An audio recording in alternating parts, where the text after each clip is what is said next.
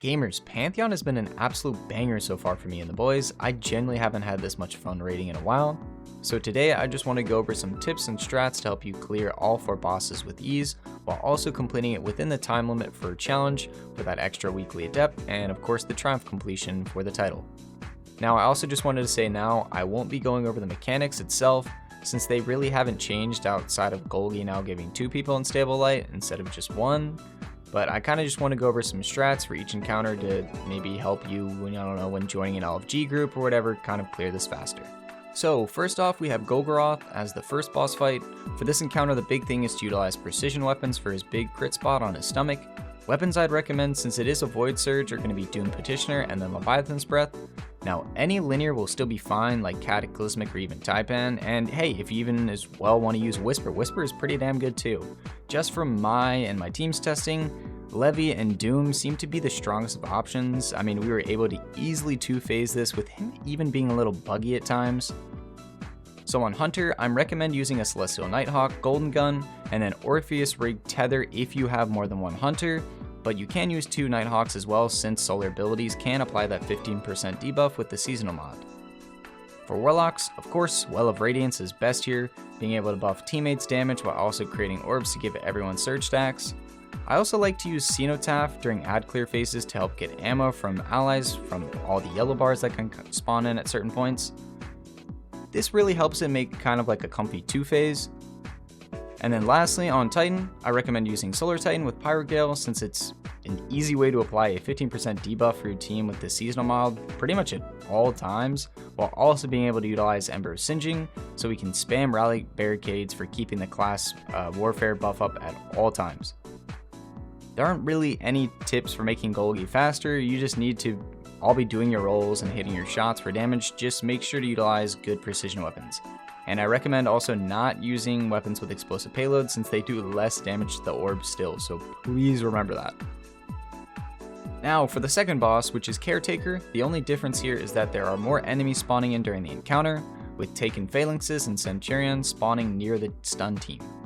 Here it is more optimal to utilize either rockets or GLs in my opinion, since when you wait to unload all their damage on the third plate, you can easily 2-phase this boss.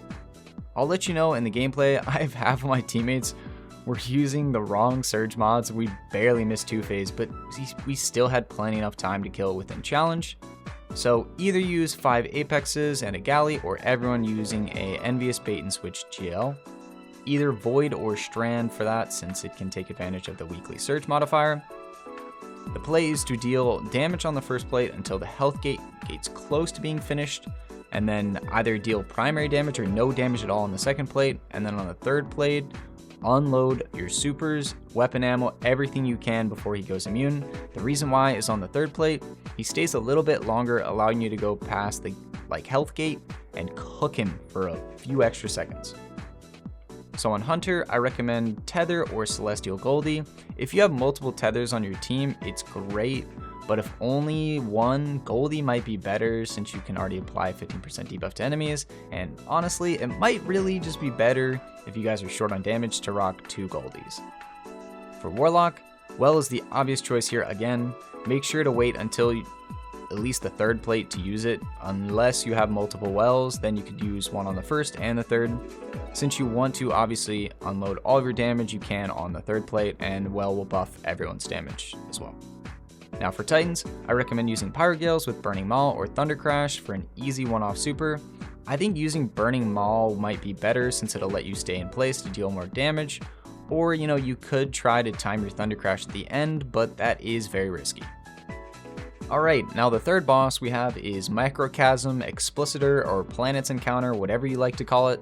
The big change here is definitely the fact that a Tormentor spawns in when you align all 4 planets. I would say it's really not that big of a deal, especially if you have someone on Nighthawk who can just one-shot him once his shoulders are popped.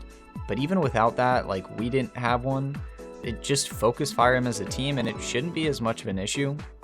So the strat for this is going to be the same as the last encounter, either 5 rockets plus 1 galley, or GLs with the Envious Bait and Switch.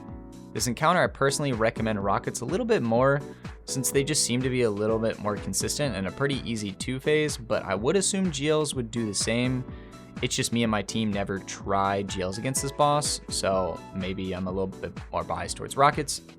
On Hunter, a tether is actually huge here, but if you don't have multiple Hunters, Nighthawk might be better just to insta-kill the Tormentor. On Warlocks, well again, of course, it's just the obvious choice, especially with the tornadoes the boss can throw at you.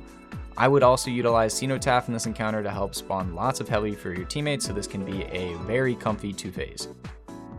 Now just make sure when you do use your well to place it in the middle and not on any of the plates, since when dealing damage you don't need to stay on the plates themselves, you just need to step in for a brief moment and then you can hop into the middle. Now for Titan, I would use either Burning Maw with Pyrogales or Thunder Crash with Cuirass, just depending on what you like more. Both are good options for the boss, but I personally like using Pyrogales so I can kind of just stay in place.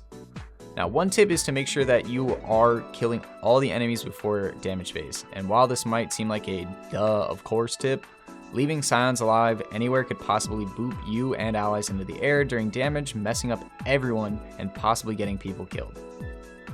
Now for the final challenge of week 1, we have atraks. What changed in this encounter is that Tormentors will spawn in on the bottom when servitors are killed, and can spawn in after the first damage phase up top as well. But if you do all of this I'm about to tell you right in order, you should be able to just one phase in with ease.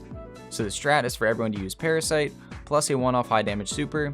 If everyone uses their class ability as well for the damage buff, and then of course Parasite plus a quick super, you should be able to easily just do his entire HP bar in one go, so you can just go straight into Final Stand. I will say if you do like barely fail or maybe need to do one or two more, just send the scanner and one other player down, kill the copy, pick up the buff, come up, and then if you need to do it a couple more times, just kind of rinse and repeat that cycle.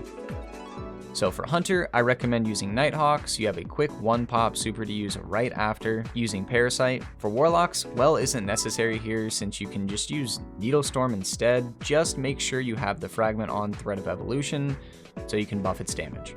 Then lastly for Titan, you're going to 100% use Thunder Crash with Cuirass here, because it's just going to be so easy, just hit your Parasite and then immediately pop super.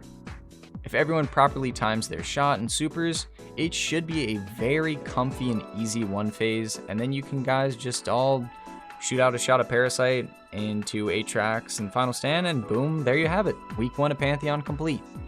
Now I will be making a follow-up video for the next 2 weeks for each encounter that's added. More than likely we'll only cover the 2 new ones added each week, but hey, if anything does change to the initial 4, then I'll definitely make sure to let you guys know in the videos. Good luck out there gamers, and thank you guys for watching. I'll see you guys next one. Peace!